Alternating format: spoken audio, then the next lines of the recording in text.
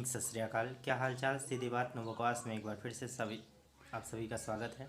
दोस्तों, आज की इस वीडियो में मैं chapter 1 relation and function class 12 NCERT math का एक्सरसाइज नंबर 1.1 का इंट्रोडक्शन का पार्ट नंबर 2 लेकर आया हूँ। इससे पहले की वीडियो में मैंने आप लोगों को रिलेशन एंड फंक्शन के फर्स्ट पार्ट में कुछ बताया था। वो चीज़ें आप लोगों को ध्यान होंगी, जिसमें मैंने रिफ्लेक्सिव और सिमेट्रिक और साथ में ट्रांजिटिव रिलेशन के बारे में बताया था। ठीक है, अगर वो क्लास आप लोगों ने नहीं देखी तो प्लीज़ उस वीडियो को पहले देखिए, इसके बाद ये वीडियो आपको अच्छे से समझ में आएंगी। और इस क्लास में हम आप लोगों को बताने वाले हैं इक्विवेलेंस रिलेशन और साथ में इक्विवेलेंस क्लासेस के बारे में। तो सबसे पहले समझेंगे इक्विवेलेंस रिलेशन क्या होता है और इक्विवेलेंस क्लास क्या होता है। देखिए, इससे पहले जो हमने रिलेशन बताए हैं वो रिलेशन, टाइप ऑफ रिलेशन क्या थे। रिलेशन यहाँ पर लिख सकते हैं, types of relation. Types of relation की बात करें तो हमने आप लोगों को बताया था रिफ्लेक्सिव रिलेशन के बारे में, रिफ्लेक्सिव, सिमेट्रिक और साथ में ट्रांजिटिव। ये 3 रिलेशन हमने आप लोगों को बताए थे। तो हमें अब समझना है इक्विवेलेंस रिलेशन। तो देखिए, ऐसा रिलेशन जो रिफ्लेक्सिव भी हो, सिमेट्रिक भी हो और ट्रांजिटिव भी हो, तो ऐसे रिलेशन को हम इक्विवेलेंस रिलेशन कहते हैं। ठीक है, ये होता है हमारा इक्विवेलेंस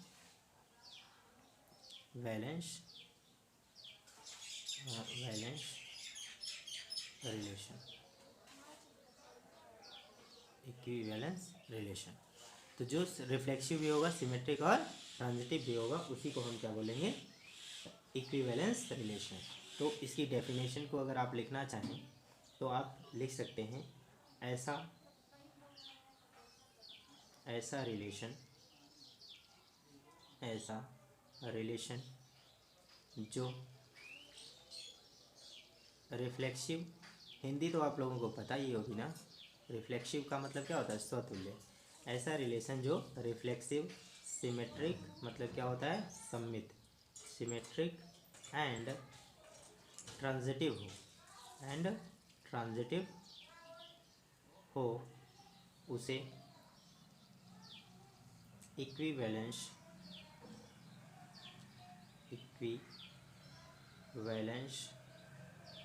रिलेशन कहते हैं। इक्विवेलेंस रिलेशन कहते हैं। ठीक है, तो समझ में आ गया होगा। और यहाँ पर आपको रिफ्लेक्सिव, सिमेट्रिक और ट्रांजिटिव के बारे में बताया गया है।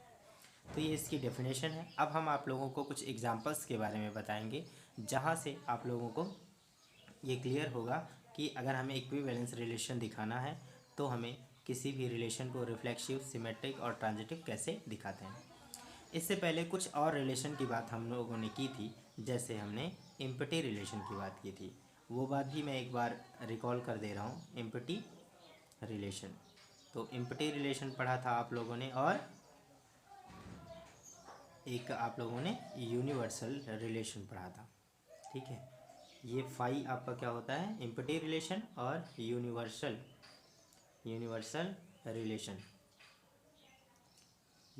रिलेशन होता है, जिसको मैं ए क्रॉस ए के इक्वल मान सकता हूँ, जो कार्टेशियन प्रोडक्ट के बराबर होता है। इन दोनों रिलेशन का भी एक नाम होता है। जिस तरह से इन तीनों को मिलाकर एक नाम दिया गया इक्विवेलेंस रिलेशन, वैसे ही एम्पटी रिलेशन और यूनिवर्सल रिलेशन का भी एक नाम होता है, जिसे हम ट्रिवियल रिलेशन कह सकते हैं। ट्रिवियल रिलेशन, ठीक है। ट्रिवियल रिलेशन, हिंदी में इसे हम तुच्छ संबंध कहते हैं। क्या होता है, तुच्छ संबंध। ये होता है हमारा तुच्छ संबंध। इसका मतलब ये होता है, एम्पटी रिलेशन का कोई मतलब नहीं होगा, जब उसमें कोई एलिमेंट ही नहीं रहेंगे तो उसका भी कोई मतलब नहीं होता है, तुच्छ ये होगा। और यूनिवर्सल रिलेशन, जिसमें सारे एलिमेंट्स, सारे रिलेशन आ जाते हैं, वो क्या होता है, यूनिवर्सल रिलेशन। तो हमें इस रिलेशन के बारे में भी ज़्यादा डिटेल्स नहीं पढ़नी होती हैं। जो रिलेशन यूनिवर्सल रिलेशन के सबसेट होते हैं, उन्हीं के बारे में हमें ज़्यादा डिस्कस करना होता है। तो आइए लेते हैं कुछ एग्जांपल्स और समझते हैं कि क्या होता है इक्विवेलेंस रिलेशन, और उसके बाद हम समझेंगे कि इक्विवेलेंस क्लासेस क्या होती हैं। जब आप लोगों को इक्विवेलेंस रिलेशन समझ में आ जाएगा, उसके बाद इक्विवेलेंस क्लास भी बहुत ईजिली समझ में आ जाएगा। ठीक है, तो सबसे पहले शुरू करते हैं अपना एक एग्जाम्पल। हमारे पास एक एग्जाम्पल दिया गया है, जैसे एग्जाम्पल नंबर 1 है, let T be the set of all triangle, है ना। मतलब एक टी एक ऐसा सेट है जिसमें सभी ट्राइंगल आते हैं यानी त्रिभुज आते हैं, इन ए प्लेन मतलब एक समतल में, विद आर ए रिलेशन, एक आर एक ऐसा रिलेशन है, इन टी गिवन बाई, जिसमें दिया जाता है रिलेशन आर बराबर, ये यहाँ पर T1 और T2 एक ऐसा रिलेशन बनाएंगे जिसमें T1 is congruent to T2, मतलब T1 T2 के क्या है, कांग्रुएंट है। हमें लिखा गया है सो दैट, दिखाइए कि R is an equivalence relation, कि R जो है एक इक्विवेलेंस रिलेशन है। तो आप जानते हैं कि इक्विवेलेंस रिलेशन के लिए हम क्या करते हैं, हमको दिया गया है, यहाँ पर लिखेंगे दिया है या गिवन बाई, ठीक कुछ भी है, दिया है कि R एक ऐसा रिलेशन है जिसमें T1 T2 एक ऐसे रिलेटेड हैं सच दैट R1, अब आप कॉन्ग्रुएंट लिखिए या फिर सिम्बलाइज कर दीजिए, ऐसा कॉन्ग्रुएंट का सिस्टम होता है, सॉरी, ये T1 कॉन्ग्रुएंट टू T2, इस तरह से करना है ना, यही हमको दिखाना है। अब सबसे पहले आप जानते हैं कि इक्विवेलेंस रिलेशन के लिए क्या किया जाता है। इक्विवेलेंस रिलेशन दिखाने के लिए आप जानते हैं हमें रिफ्लेक्सिव भी दिखाना होगा, सिमेट्रिक भी दिखाना होगा और साथ में ट्रांजिटिव भी दिखाना होगा। तो इसके लिए हम क्या करेंगे, सबसे पहले रिफ्लेक्सिव दिखाएंगे, फिर सिमेट्रिक, फिर ट्रांजिटिव दिखाएंगे। तो यहाँ पर लिखते हैं पहले रिफ्लेक्सिव, फॉर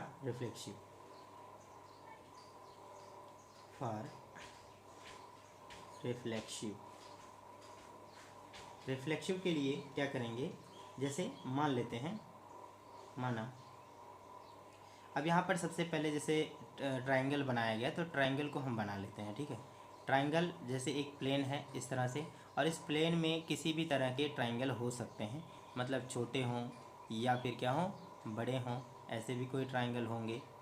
ठीक है, इस तरह से भी कोई ट्रायंगल हो सकता है। तो ढेर सारे इसमें मान लेते हैं हम ट्रायंगल दिए गए हैं। अब आप इसे T1 भी मान सकते हैं, इसे T2 मान सकते हैं, इसे T3 मान सकते हैं, और ये T4 हो सकता है। ऐसे अनेकों हो सकते हैं जो किसी प्लेन में हो, और ये किसी सेट T से बिलोंग कर रहे हैं, है ना। मान लो ये सेट T है। अब यहाँ पर आप कह सकते हो कि जो सेट बनेगा वो T सेट भी आप यहाँ पर बना लो। आप चाहो तो यहाँ पर सेट T बराबर यहाँ पर लिख सकते हैं T1 T2, है ना, और ये T3, इस तरह से मतलब अनेकों बना सकते हैं। तो हमें क्या करना है, रिफ्लेक्सिव दिखाना है। रिफ्लेक्सिव के लिए मान लेते हैं, माना जो T है वो बिलोंग कर रहा है किससे, कैपिटल T से, मतलब आप चाहें तो ये T1 T2 लिख सकते हैं, स्मॉल भी लिखते हैं, कोई फ़र्क नहीं पड़ता उससे। ठीक है, तो इसमें किसी एक के लिए लेंगे रिफ्लेक्सिव के लिए, तो आप जानते हैं डबलेट्स होने ज़रूरी हैं।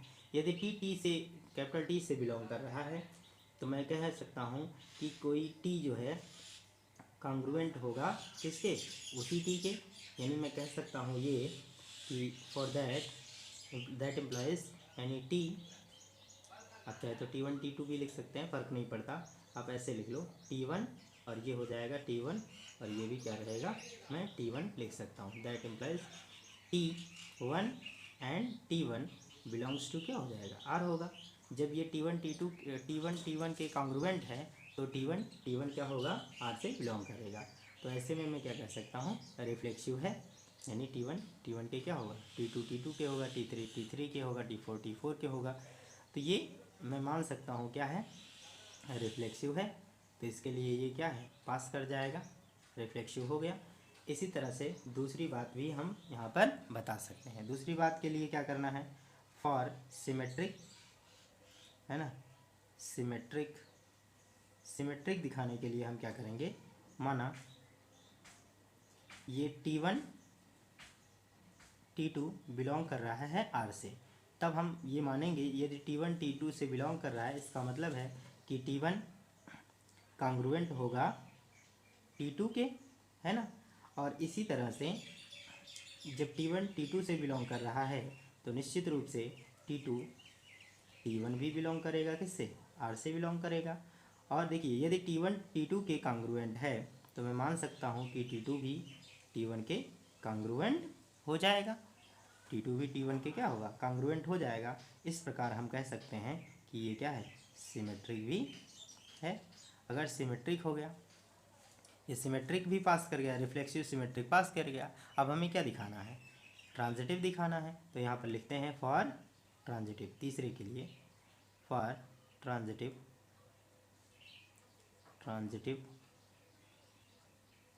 ट्रांजिटिव कैसे दिखाएंगे, ट्रांजिटिव के लिए यहाँ पर लिखेंगे माना या लेट लिख सकते हैं, यदि T1, हमने आपको पहले भी बताया है, यदि T1 T2, यदि T1 T2 बिलोंग करता है किससे, R से, और यहाँ पर लिखेंगे एंड T2 T3 बिलोंग करता है किससे, R से। यदि T1 T2 बिलोंग कर रहा है R से, T2 T3 बिलोंग कर रहा है R से, तो यहाँ पर ये भी समझना है कि T1 कांग्रुएंट होगा किसके, T2 के, और एंड T2 कांग्रुएंट हो जाएगा किसके, T3 के। यदि T1 T2 के कांग्रुएंट है और T2 T3 के कांग्रुएंट है तो क्या मैं ये नहीं कह सकता कि T1 T3 के भी क्या होगा, कांग्रुएंट हो जाएगा। अगर कांग्रुएंट है तो ऑब्वियसली मैं कह सकता हूँ that implies T1 T3 belong करेगा किससे, R से। तो इस प्रकार से हम कह सकते हैं कि R is an equivalence relation, ठीक है, एक इक्विवेलेंस रिलेशन बना लेगा। तो इस प्रकार से अपने इस एग्जाम्पल को क्रैक कर सकते हैं। अगर कोई डाउट हो तो प्लीज़ कमेंट सेक्शन में ज़रूर लिखें, ठीक है। हमारा एग्जाम्पल है so that the relation R in the set 1 2 3 given by 1 1 2 2 3 3 1 2 और 2 3 is reflexive but neither symmetric nor transitive. मतलब एक सेट है 1 2 3, मतलब हम यहाँ पर बना सकते हैं, जो सोल्यूशन देंगे उसमें ये हमारा जो सेट है वो दिया है 1 2 एंड 3, ये दे दिया, और जो हमें रिलेशन बना के दिया गया है R वो है 1 1 2 2 3 3 और 1 2 और साथ में दे दिया है 2 3। ये हमारा क्या है, एक रिलेशन है, इसको आप देख सकते हैं। और कह रहा है इज़ रिफ्लेक्सिव, मतलब ये क्या है, जो रिलेशन बन रहा है ये रिफ्लेक्सिव है, बट नाइदर सिमेट्रिक ना ट्रांजिटिव, लेकिन ना ही ये क्या है सिमेट्रिक है ना ही ट्रांजिटिव। तो देखेंगे कैसे, बहुत ही आसान है, बहुत तुच्छा सा एकदम क्वेश्चन है और बहुत ईजिली आप इसे सॉल्व कर पाएंगे। बहुत बार मैंने बताया है। देखो रिफ्लेक्सिव के लिए क्या है, रिफ्लेक्सिव है क्यों, क्योंकि इसमें डबलेट्स उपस्थित हुए हैं, ठीक है। और आप इसके बाद जानते हैं ये क्या होता है, मैंडेटरी होता है कि ये आवश्यक है, डबलेट्स होने चाहिए, इसलिए सिमेट्रिक हो गया। और इसके बाद भी कोई और ऑप्शन है तो कोई दिक्कत उससे नहीं है, इसके लिए रिफ्लेक्सिव है। बट अगर हम इसे सिमेट्रिक बताना चाहते हैं, ठीक है, अगर हम इसे सिमेट्रिक बनाना चाहते हैं तो क्या होगा, देखिए इसमें 1 1 है तो 1 1 है, इसके लिए तो ये पास कर जाएगा, सिमेट्रिक है ना। लेकिन यहाँ पर देखो 1 2 है तो 2 1 नहीं है, यहाँ पर लिखना चूँकि 1 2 is related to R but 2 1 is not related to R, इसलिए क्या है ये नॉट सिमेट्रिक है, ठीक है, इसलिए ये नॉट सिमेट्रिक, तो सिमेट्रिक नहीं होगा, ठीक है। और इसी तरह से हम यहाँ पर देखें, इसके लिए तो ये सिमेट्रिक तो ट्रांजिटिविटी तो ये पास ही कर जाएगा, हमें इसी में चेक करना है। अगर देखो यहाँ पर 1 2 है, ठीक है, और बिलोंग कर रहा है R से, एंड 2 3 बिलोंग टू क्या है, R है, तो 1 3 भी बिलोंग करना चाहिए R से। तो यहाँ पर लिखेंगे but 1 3 does not belongs to R, so that, या इसलिए so not transitive, so not क्या हो जाएगा, ट्रांजिटिव हो जाएगा। ठीक है, तो ट्रांजिटिव भी नहीं है। इस तरह से हम इस क्वेश्चन को सॉल्व करते हैं। अब इसके बाद हम आप लोगों को बताएंगे कि इक्विवेलेंस क्लासेस क्या होते हैं। अभी तक हमने सीखा है इक्विवेलेंस रिलेशन, बट अब सीखेंगे इक्विवेलेंस क्लासेस के बारे में। इतने एग्जाम्पल काफ़ी हैं। यदि कोई डाउट्स हो तो प्लीज़ कमेंट सेक्शन में ज़रूर लिखें, और वीडियो पसंद आ रहा हो तो लाइक शेयर सब्सक्राइब करना ना भूलें, और अपने दोस्तों के साथ भी इसे शेयर करते रहें। चलिए लेते हैं अगला एग्जाम्पल। देखिए हमारा नेक्स्ट एग्जाम्पल है, so that the relation R in set A का सेट है 1 2 3 4 टू लेकर 9 तक, given by relation R A B ऐसे रिलेशन है कि 2 से डिवाइड्स होगा, बट इसमें a minus B, 2 divides a minus B, यानी ऐसा रिलेशन होना चाहिए कि जिसमें a से b को घटाने पर वो 2 से डिवाइड हो जाए। इज एन इक्विवेलेंस रिलेशन, ऐसा हमें बताना है equivalence relation. Find all equivalence classes, हमें इसमें इक्विवेलेंस क्लास को भी समझना है। तो इसी एग्जांपल से हम इक्विवेलेंस क्लास को भी समझ लेंगे, लेकिन सबसे पहले इक्विवेलेंस रिलेशन हमें दिखाना है। तो देखते हैं कैसे दिखाएंगे। ठीक है, तो आप जानते हैं इक्विवेलेंस रिलेशन के लिए रिफ्लेक्सिव, सिमेट्रिक और ट्रांजिटिव दिखाना होता है। तो सबसे पहले हम दिखाएंगे रिफ्लेक्सिव। तो लिखते हैं फॉर रिफ्लेक्सिव।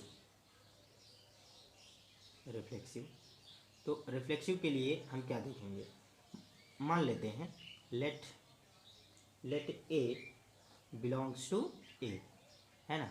मान लो कि जैसे ए बी दिखाया गया है इसमें, तो हम ए मान रहे हैं पहले को, है ना, क्योंकि हमें रिफ्लेक्सिव के लिए तो डबलेट्स दिखाने ज़रूरी हैं।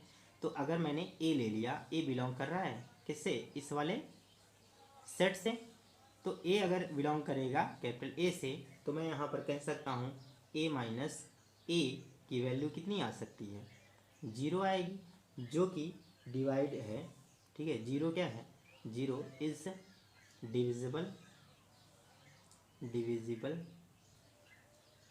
बाई 2, और 2 से क्या है, डिवाइड है। आप कोई भी नंबर ले लीजिए, जैसे हमने ए की जगह पे 1 लिया तो 1 माइनस 1 0 आएगा, 2 माइनस 2 0 आएगा, 3 माइनस 3, कोई भी नंबर खुद से अगर वो क्या करेगा, घटेगा, तो निश्चित रूप से 0 आ जाएगा, और 0 आने पर ये क्या हो जाएगा, 2 से डिविजिबल रहेगा। तो मैं कह सकता हूँ ए बिलोंग्स टू क्या है, आर है, इसलिए ये रिफ्लेक्सिव हो जाएगा। क्लियर, यदि कोई डाउट हो तुरंत बताइएगा। ठीक है, और ये मैंडेटरी है, इसके बाद कोई भी हो कोई फ़र्क नहीं पड़ता। ठीक है, अब हम लिखते हैं फॉर, उसके बाद सिमेट्रिक दिखाना होता है ना, सिमेट्रिक। अब सिमेट्रिक के लिए हम क्या करेंगे, ठीक है, इसको देखते हैं। सिमेट्रिक के लिए हम लिखते हैं लेट ए बी क्या कर रहा है, बिलोंग कर रहा है आर से। मान लो अगर कोई भी हम जोड़ा ले लेते हैं इसमें से ए और बी, देखिए रिफ्लेक्सिव के लिए तो हमें ए ही लेना होता है, पहले ज़रूरत ये है। बट सिमेट्रिक के लिए हमें 2 नंबर्स लेने होते हैं ना, जिनका रिवर्सिबल भी देखना होता है।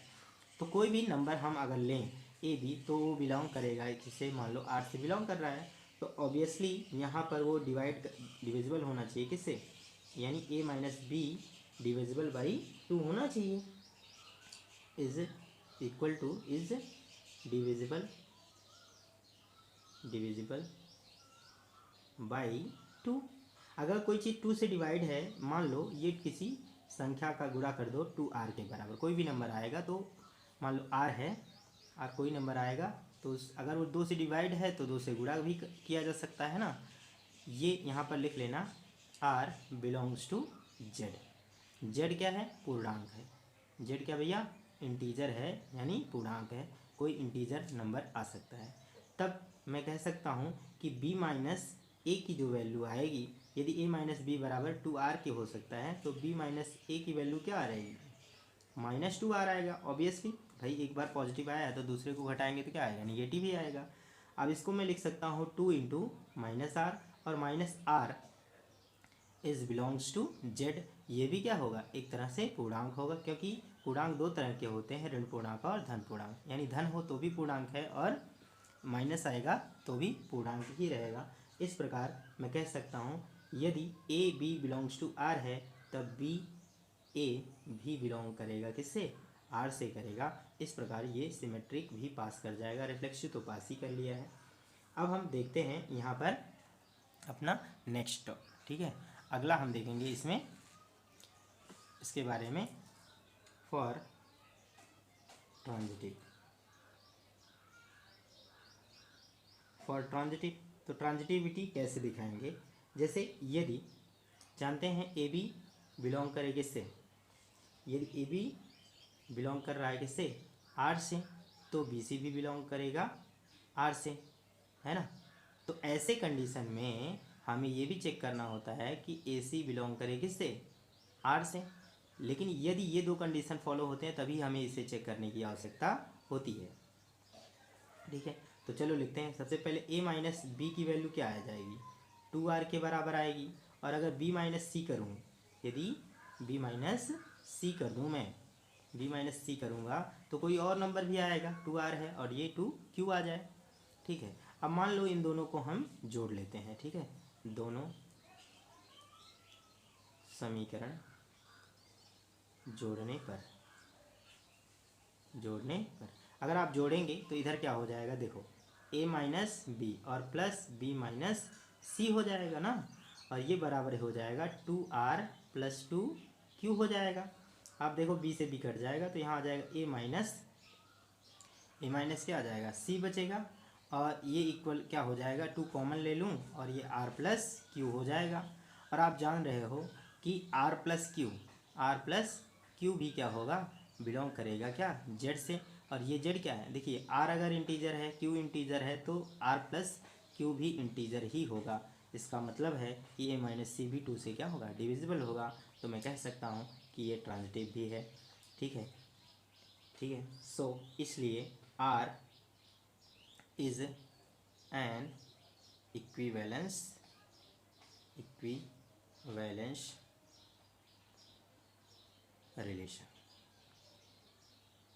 रिलेशन, ठीक है। तो इक्विवेलेंस रिलेशन हो जाएगा। अब हमें क्या समझना है, इक्विवेलेंस क्लास को, ठीक है। वीडियो को पॉज करिए, स्क्रीनशॉट ले सकते हैं, ठीक है। अब हम समझेंगे इक्विवेलेंस क्लास क्या होता है, ठीक है। आपको उसी क्वेश्चन में इक्विवेलेंस क्लास देखना है या इक्विवेलेंस क्लासेस। तो अभी समझ में आ जाएगा कि इक्विवेलेंस क्लास क्या है, इक्विवेलेंस क्लासेस क्या होंगे, ठीक है। इक्विवेलेंस क्लासेस, तो इक्विवेलेंस क्लासेस कब आएंगी, देखिए ये आपको याद रखना है कि जब इक्विवेलेंस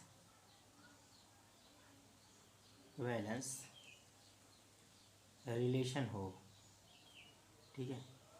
इक्विवेलेंस रिलेशन हो, यदि इक्विवेलेंस रिलेशन होगा तभी इक्विवेलेंस क्लासेस की संभावना बनेगी। अदरवाइज यदि इक्विवेलेंस रिलेशन नहीं है तो इक्विवेलेंस क्लास दिखाने की कोई ज़रूरत नहीं पड़ेगी। तो देखो आप यहाँ पर इक्विवेलेंस क्लास दिखाने का मतलब क्या है, जब हम क्या करें, किसी इक्विवेलेंस रिलेशन को या किसी सेट को कि 2 या 2 से अधिक सबसेट में चेंज कर सकें और दोनों सबसेट जो हों वो इक्विवेलेंस रिलेशन को क्या करें, रिप्रेजेंट करें।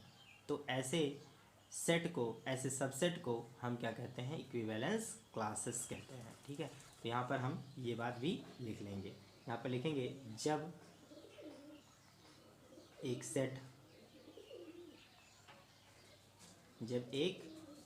सेट सपोज ए ही बताया गया, जब एक सेट ए एक इक्विवेलेंस रिलेशन हो,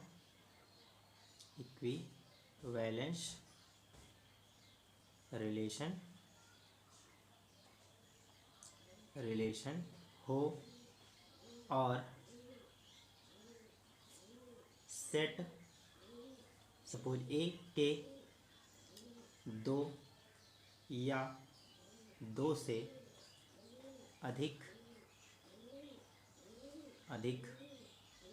सबसेट, 2 या 2 से अधिक सबसेट बनाए जाएं और वे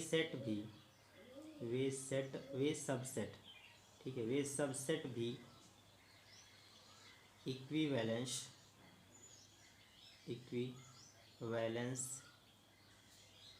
रिलेशन रिलेशन को सेटिस्फाई करें,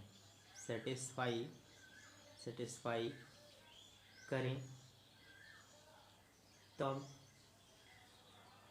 उन सेट्स या सेट्स को इक्विवेलेंस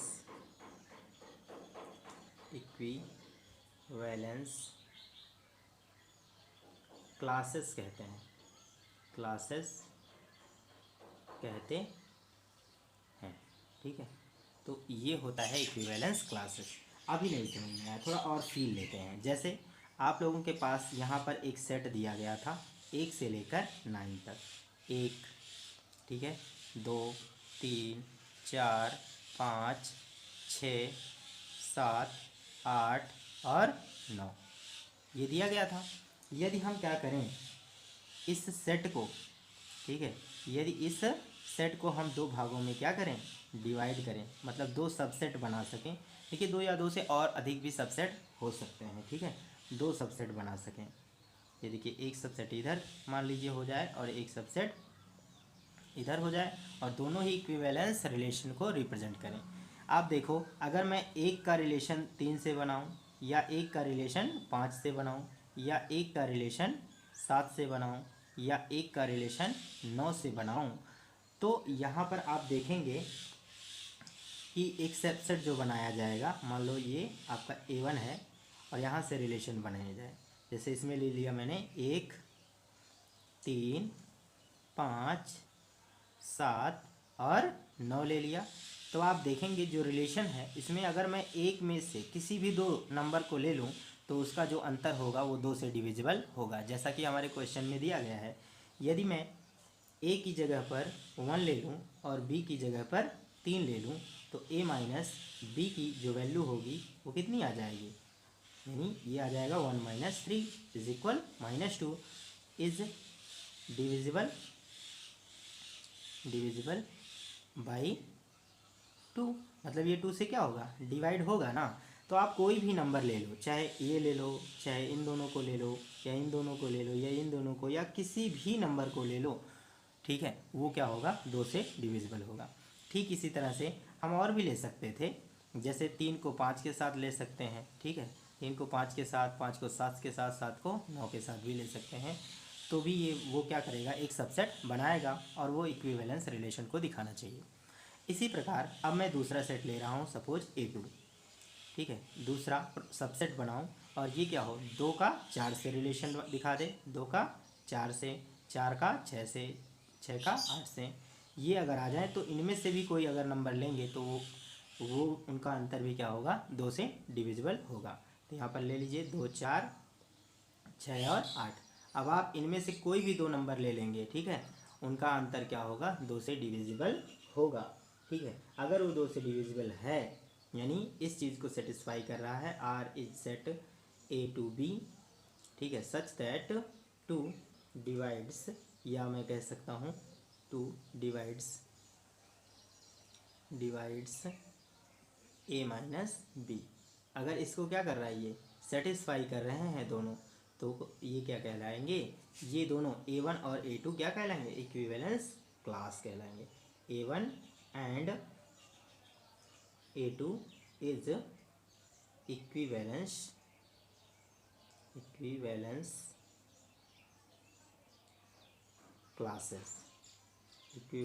क्लासेस होंगे और किसी एक को मैं इक्विवेलेंस क्लास कह सकता हूँ, ठीक है। अब इससे हम कुछ प्रॉपर्टी निकालते हैं, ठीक है, कुछ प्रॉपर्टीज़ निकलेंगी। फर्स्ट ऑफ ऑल यहाँ पर A1 एंड A2 का यदि हम क्या करें, यूनियन करें, तो हमें A वाला सेट ही मिलेगा। अगर इन दोनों के क्या करें, यूनियन करेंगे तो हमें A सेट ही मिल जाएगा, ठीक है। ये एक प्रॉपर्टी हो जाएगी इक्विवेलेंस क्लासेस की।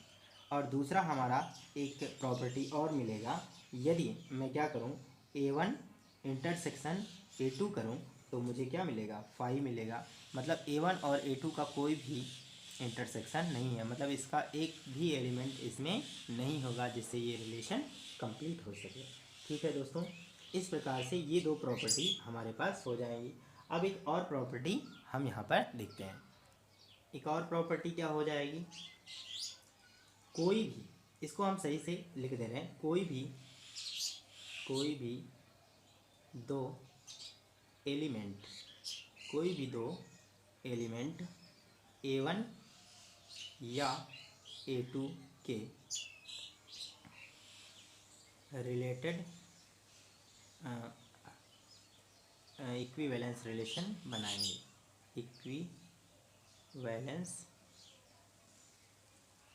इक्विवेलेंस रिलेशन शो करेंगे या दिखाएंगे। ठीक है, इक्विवेलेंस रिलेशन को दिखाएंगे। तो इस प्रकार से हम इक्विवेलेंस रिलेशन और साथ में इक्विवेलेंस क्लास को समझ सकते हैं। दोस्तों, आज की वीडियो हम यहीं पर समाप्त करते हैं। तो मिलेंगे अगली क्लास में एक्सरसाइज 1.1 के सॉल्यूशंस को लेकर। दोस्तों, आपको ये जो आप लोगों का इंट्रोडक्शन क्लास है, यदि आप लोगों ने इसे अच्छे से देख लिया है तो आप लोगों को एक्सरसाइज के क्वेश्चन करने में कोई प्रॉब्लम नहीं होगी। ठीक है, मैं इसका विश्वास दिलाता हूँ। वीडियो को अधिक से अधिक शेयर करें और अगर पसंद आए तो और अपने दोस्तों के साथ भी इसे शेयर करें। मिलते हैं अगली वीडियो में, तब तक के लिए बाय बाय।